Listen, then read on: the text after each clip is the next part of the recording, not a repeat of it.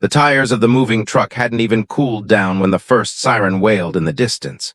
I was huffing, mid-stride, carrying my grandmother's 200-pound antique chest, a piece of history with smooth, worn wood that felt like family. Then the piece of silver lake shattered. 3 police cruisers came screaming around the bend, tires spitting gravel like they were responding to a bank heist.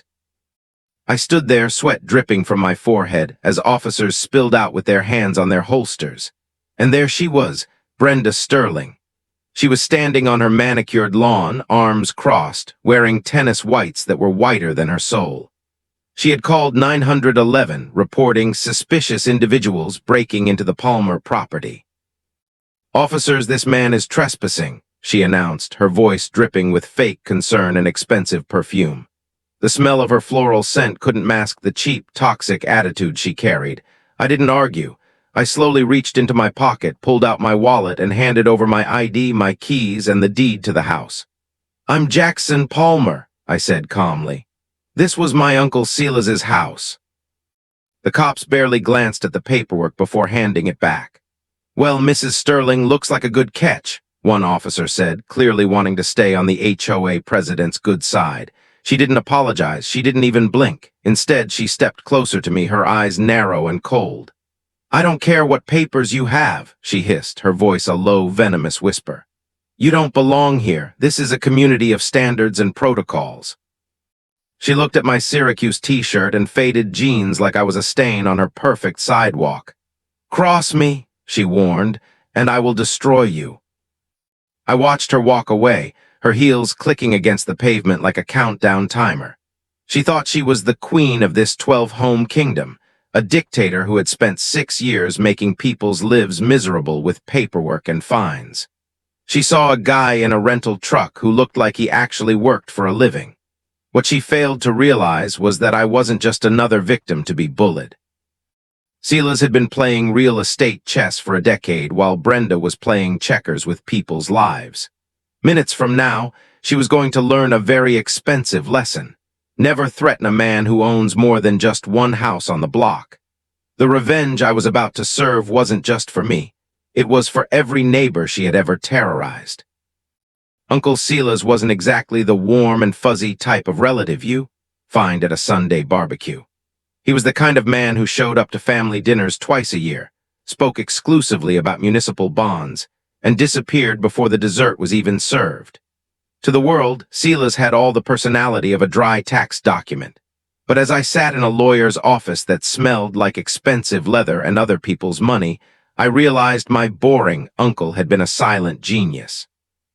"Congratulations, Mr. Palmer," the attorney said, sliding a thick mahogany-colored folder across the desk. "You now own Everglade Properties, LLC. At first, I thought it was just one lake house and maybe a rusty boat dock. I was dead wrong. Silver Lake was a picture-perfect retirement community where houses started at $1 million and the HOA rulebook was longer than most novels. It was 12 custom homes surrounding pristine water, with boat slips that cost more than my entire annual salary. And running this slice of paradise like a military junta was Brenda Sterling, a 58-year-old widow and former bank manager who had turned neighborhood watch into a full-time dictatorship for 6 consecutive years. She knew how to make people miserable with paperwork. Every violation notice was typed in a perfect font. Every fine was calculated to the absolute penny. As I began digging through Silas's files, which smelled of musty paper, old cologne, and decades of patience, I felt like he was guiding me from the grave. I discovered that Brenda had been systematically targeting anyone who didn't fit her country club vision. There was the elderly widow, Mrs. Patterson, who was fined into selling because she couldn't keep up with landscaping. There was a young family harassed until they fled because their kids played too loudly. Uncle Silas had documented it all: phone calls, letters, and photographs of selective enforcement. He kept records like he was building a federal case, which, as it turned out, he basically was. He had been quietly building a legal dossier for 3 years, documenting systematic discrimination, financial mismanagement, and extreme abuse of power. The most shocking part: Silas died exactly 2 weeks before he was set to file the lawsuit. He left me his detailed blueprint for revenge, a legacy of justice wrapped in legal precedent. Brenda thought she was inheriting a weak newcomer she could bully into submission. She didn't realize Silas had spent years letting her hang herself with her own rope. I wasn't just moving into a house. I was stepping into a war room, armed with enough evidence to turn Brenda's kingdom into a smoking crater. The following week, the honeymoon phase of my move, if you can even call it that, was officially over. I walked down my driveway, the crisp October air filled with the scent of pine needles, only to find a package in my mailbox that was thicker than a Stephen King novel. It wasn't a welcome gift. It was 47 pages of official HOA violation notices printed on letterhead that probably cost more than most people's weekly grocery budget. I sat on Uncle Silas's back deck, my coffee getting cold in my hands, as I read through this masterpiece of petty bureaucracy. Brenda wasn't just poking me. She was trying to bleed me dry before I even unpacked my kitchenware. I was staring at a grand total of $2,847 in fines for violations that supposedly occurred before I even knew I owned the property. The list was a joke. First, improper parking of a non-conforming vehicle. Apparently my Honda Civic was a visual pollutant compared to the fleet of silver Mercedes and black BMWs lining the neighbors' driveways. Then came unapproved structural modifications for Uncle Silas's garden shed, a structure that had sat there for 15 years without a single complaint until I showed up. She even cited failure to submit landscaping plans for a wildflower garden Silas planted in 2018 that actually improved the local ecosystem. But the crown jewel of her audacity, she was billing me for 3 months of HOA dues and late assessments that came due while Silas was literally dead and I was still stuck in probate court. To top it off, she added a $500 administrative fee just for the privilege of processing her own harassment. I called the HOA management number, and after 20 rings, a teenager who sounded like he was reading a script for a pizza delivery answered. "Pay within 10 days or we escalate to legal action," he said, bored. He confirmed what I already knew. Mrs. Sterling handles all enforcement personally. Brenda had turned this neighborhood into her personal fiefdom, but she had no idea who she was dealing with. Instead of writing a check like a good little homeowner, I did exactly what Silas would have done. I went back to the war room. Silas's filing cabinets were organized like a military operation, every document dated and cross-referenced. As I dug deeper, my blood pressure spiked. I found the evidence of her selective enforcement scam. I found photos of Brenda's tennis buddy Nancy parking an RV in her driveway for 6 months with 0 fines. Meanwhile, a minority family down the street was slapped with a $200 penalty because their garbage cans were out 12 hours past pickup.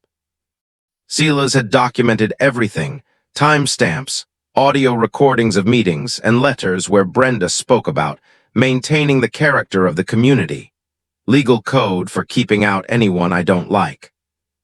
Uncle Silas's red-inked notes at the bottom of the page felt like a victory cry. Illegal enforcement makes board members personally liable. Brenda thought she was sending me a bill. In reality, she was just handing me the first pieces of evidence for her own financial execution. If there's one thing a dictator loves more than power, it's a kickback. As I spent my second week in Silver Lake, I didn't just stay inside my house. I started walking the perimeter, talking to the neighbors who looked like they'd been beaten down by years of Brenda's regime. That's when I noticed something bizarre. Every single house, 12 massive lakefront properties, had the exact same ugly copper-plated mailbox. They looked like something out of a 1980s soap opera, and they were all peeling at the base. I struck up a conversation with old Miller, a retired engineer who lived 2 doors down. He was painting his fence with a look of pure exhaustion. When I asked about the mailboxes, he lowered his voice and looked around as if Brenda were hiding in the bushes with a wiretap. "Sterling Solutions," he whispered. "That's the only company we're allowed to use for exterior hardware." Brenda passed a resolution saying these specific mailboxes were the only architecturally approved models. "Cost us $400 a pop." $400. I had seen the exact same model at a local hardware store for $49.99. I went back to Uncle Silas's digital archives. Silas hadn't just been a boring bond trader. He was a forensic accountant's dream. He had hacked, or maybe just legally snooped, into the HOA's public tax filings and cross-referenced them with state business registries. My jaw hit the floor when I found the smoking gun. Sterling Solutions LLC wasn't some high-end architectural firm. It was a shell company registered to a residential address in the next county over. The owner, Brenda's brother-in-law. But the rabbit hole went deeper. Silas had kept a spreadsheet labeled the consulting drain. Over the last 3 years, Brenda had authorized over $30,000 in consultancy fees for community aesthetic management. The money was being funneled directly into an account owned by BS Management Services. It didn't take a genius to figure out what those initials stood for. She wasn't just a bully, she was a thief. She was using the neighborhood's mandatory dues, money meant for the lake's filtration, the community pool, and the shared roads, as her personal ATM. She was living a high life on the backs of retirees and families, all while fining them for the crime of having a dirty driveway or a non-conforming car. I found a printed email from Silas to the board, dated a year ago, where he politely asked to see the itemized receipts for the consulting fees. The response from Brenda was attached. It was a one-sentence reply. Audit requests are only granted during the annual meeting, and your standing is currently not in good spirits due to outstanding landscape violations. She had blocked him. She had used her power to hide her crimes. But Silas had the last laugh. He had spent his final months documenting every single dollar that left that HOA account. As I sat in the dim light of Silas's office, surrounded by the evidence of Brenda's greed, I realized I wasn't just looking at a lawsuit. I was looking at a criminal indictment. Brenda thought she was the one in control, but she was standing on a trapdoor, and I was the only one with the key to the lever. By the third week, the tension in Silver Lake Estates was thick enough to cut with a knife. Brenda had moved on from financial harassment to full-blown psychological warfare. Every time I stepped out to get the mail, I'd see her white SUV idling at the end of my driveway, her tinted windows hiding her eyes, but I could feel her glare. She was no longer just the HOA president. She was a stalker with a clipboard. Then the incident at the pool happened. It was a Tuesday, and I had taken my laptop to the community clubhouse to get some work done. I hadn't even opened my screen when Brenda appeared like a ghost. "You're trespassing," she stated, her voice echoing off the tile. I pointed to my residency card, but she smirked. "I've filed an emergency injunction. Your access to all common areas is suspended pending an investigation into hostile behavior towards board members." She had fabricated 3 separate complaints, claiming I had threatened her during our last encounter. It was a bold-faced lie, but in Brenda's world, a lie told with enough confidence became HOA law.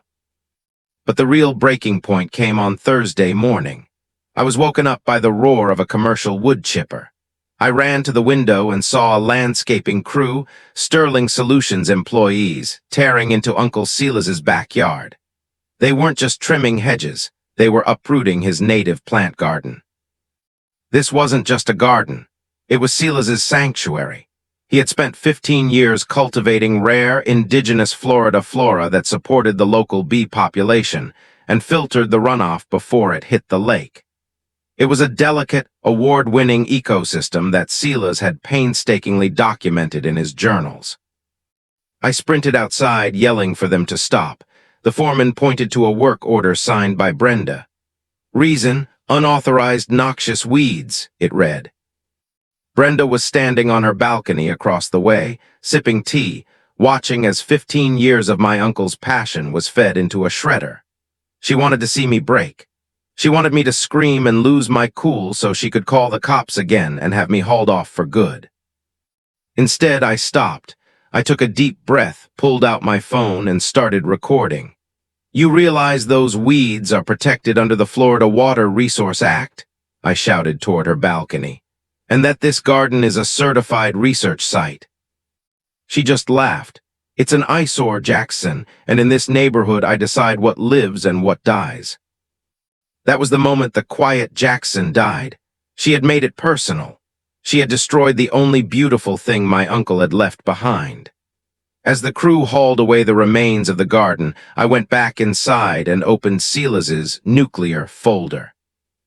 I found a document Brenda had never seen. It was a land survey from 1994, before the HOA was even incorporated. It showed that the common area road leading to Brenda's house wasn't public. It was built on a private easement owned by Everglade Properties, LLC, my company. Brenda thought she was the queen, but she was about to find out she was living on my land, breathing my air, and she had just destroyed property belonging to a man who held her entire future in a manila folder. The aggressive phase of my plan was officially authorized. The day after the destruction of the garden, I didn't call the police. I didn't even yell. Instead, I invited Brenda to a private resolution meeting at the community center. She arrived 30 minutes late, wearing a smirk that said she'd already won. She brought her brother-in-law, the owner of Sterling Solutions, and a young, terrified-looking secretary to take notes. "Jackson," she started, leaning back in her chair with a sigh of mock pity. "I hope you're here to hand over a check for those fines and a formal apology for your hostility. Otherwise, the board is moving forward with a lien on your property." I didn't say a word. I just slid a blue-bound legal folder across the table. On the cover, it read, "Audit of Everglade Properties, LLC versus Silver Lake HOA." "What is this?" she sneered, flipping it open. Her face went from smug to ghostly pale in exactly 4 seconds. "You see, Brenda," I began, my voice calm but sharp as a razor. "My uncle Silas wasn't just a resident. He was the founder of the development company that originally sold this land to the HOA. And through Everglade Properties, I didn't just inherit his house. I inherited the master deed." Brenda's eyes darted through the pages. I pointed to the 3rd paragraph. "According to the 1994 incorporation documents, the HOA's authority is contingent upon the active status of the board of directors. Your term as president expired 8 months ago, Brenda. Because you never held a formal election, probably because you were too busy funneling money into your brother-in-law's pocket. Every single fine you've issued, every contract you've signed, and every lien you've threatened is legally void." She started to stammer. That's a clerical error. We can just hold a vote now." "It gets better," I interrupted. "You remember the road you used to get to your house? The one you paved with community funds? That's a private easement. And according to the master deed, if the HOA fails to maintain environmental integrity, like, say, by bulldozing a certified native research garden, the easement reverts back to the owner, which is me." The room went silent. The brother-in-law looked like he was about to vomit. "As of 8:00 a.m. this morning," I continued, "I have revoked the easement. Legally speaking, you are currently trespassing on my private road. If you drive your white SUV across it one more time, I'll have it impounded. And since I own the management company that holds the HOA's debt, I am calling in a full forensic audit of every consulting fee paid to Sterling Solutions since 2018. Brenda looked like she had been hit by a freight train. She wasn't the queen anymore. She was a woman standing on a collapsing floor. She tried to stand up, her hands shaking, but her legs wouldn't work. "You can't do this," she whispered. "I'm not doing it, Brenda," I said, standing up and leaning over the table. "Uncle Silas is doing it. He spent 10 years waiting for you to get greedy enough to trip, and yesterday, when you touched his garden, you fell right into the trap." Monday night arrived like a funeral for a queen who didn't know she was dead yet. The Silver Lake Community Center was buzzing, the air thick with the smell of floor wax and nervous energy. Brenda had called this emergency session to formally vote for my eviction and property seizure, thinking she was about to perform a public execution. She had even invited a local news crew, Channel 6 Neighborhood Watch, hoping to showcase her victory against the suspicious outsider. Brenda sat at the head of the long oak table, dressed in a sharp navy blazer, looking every bit the corporate executioner. She didn't realize the trap was already set. Behind her, on the large projector screen usually reserved for boring budget pie charts, I had already plugged in my laptop. "Citizens of Silver Lake," Brenda began, her voice projected with practiced authority. "Today we protect our values. Mr. Palmer has shown a flagrant disregard for our rules, our aesthetics, and our safety. He is a non-conforming element that must be removed for the greater good of our property values." I stood up from the back of the room. "Actually, Brenda, let's talk about greater good, and let's talk about whose values we're actually protecting." I hit the enter key. The screen flickered to life, not with a budget, but with a series of high-resolution bank statements and internal emails. The room went dead silent as the consulting fees spreadsheet from Sterling Solutions appeared in 40-point font. "This," I said, my voice echoing through the hall, "is where $34,000 of your dues went last year. It didn't go to the lake filtration or the road repairs.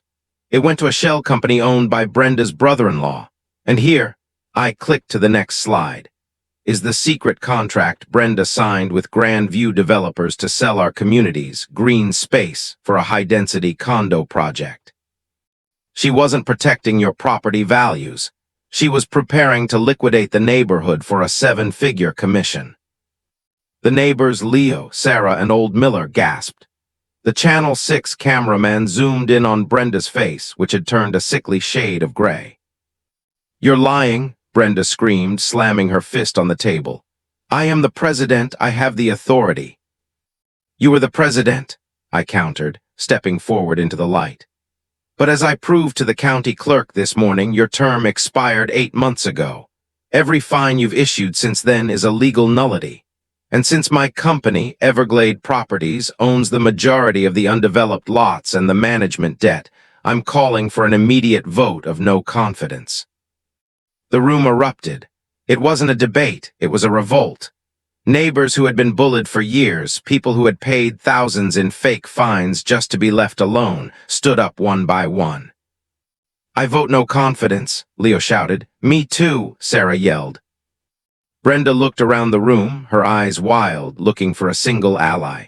But she had spent 6 years burning bridges, and now she was trapped on a flaming island. Just as she opened her mouth to scream another threat, the heavy double doors at the back of the hall swung open. 2 men in dark suits and windbreakers with FBI stenciled in yellow across the back walked in. "Brenda Sterling?" the lead agent asked. "We have a warrant for your arrest regarding interstate mail fraud and embezzlement of federally insured funds." The news camera caught every second of it. The dictator of Silver Lake was led out in handcuffs, her standards and protocols finally meeting the standard of a prison cell. The image of Brenda Sterling being ducked into the back of a police cruiser, her manicured hands bound by cold steel, was broadcast on the 11 o'clock news. The headline read, "The Queen of Silver Lake Falls, HOA fraud scandal uncovered." But for those of us living on the block, the real story wasn't just her arrest. It was the resurrection of a community she had spent years trying to suffocate. In the weeks following the great reveal, the neighborhood transformed. Without Brenda's shadow looming over every lawn, people actually started living. Kids were playing in the streets again. Families were having barbecues on their docks without fear of a non-conforming noise fine. It turns out when you remove a parasite, the host doesn't just survive, it thrives. As the new board was formed, with Leo Martinez as president and Old Miller as treasurer, the first order of business was the Great Refund. Every cent Brenda had funneled into her brother-in-law's shell company was frozen by the feds and eventually returned to the HOA coffers. We used that money to build what Brenda hated most, a community. I spent my afternoons in the backyard, but I wasn't alone. With the help of the neighbors, we replanted Uncle Silas's native garden. We didn't just restore it, we expanded it. It became the Silas Palmer Conservation Site, a lush green sanctuary that now serves as a filtration point for the entire lake. Every time I see a monarch butterfly land on a milkweed leaf, I feel Silas smiling from wherever he is, probably still checking the math on a municipal bond. Brenda eventually took a plea deal, 3 years in a federal facility, and a lifetime ban from ever serving on a corporate or community board. She lost her house to pay back the restitution, and ironic as it was, my company, Everglade Properties, was the one that bought it at the auction. I didn't tear it down. I turned it into a community library and meeting space. As I sit on my porch today, looking out over the water, I realize Silas didn't just leave me a house. He left me a lesson. Justice isn't always about the loudest voice or the biggest bully. Sometimes, justice is a quiet man with a filing cabinet, waiting for the right moment to prove that the truth is the only standard and protocol that actually matters. Brenda thought she could stop me from moving in, but in the end, she was the one who had to leave. And the neighborhood. It finally feels like home. Brenda thought she was untouchable, but she forgot one thing. Paperwork is a lethal weapon. She went from a $1.5 million mansion to a 6x9 prison cell because she underestimated a man who kept receipts. Are you tired of these Karens and HOA dictators ruining your life? If this story made your blood pump, tear into that like button right now. Don't let these bullies win. Share your craziest HOA horror stories in the comments below. I want to see the receipts. If you want to see more arrogant tyrants get absolutely dismantled by the law, subscribe and hit that notification bell. We're just getting started. Remember, stay sharp, stay documented, and never let them see you sweat. See you in the next one.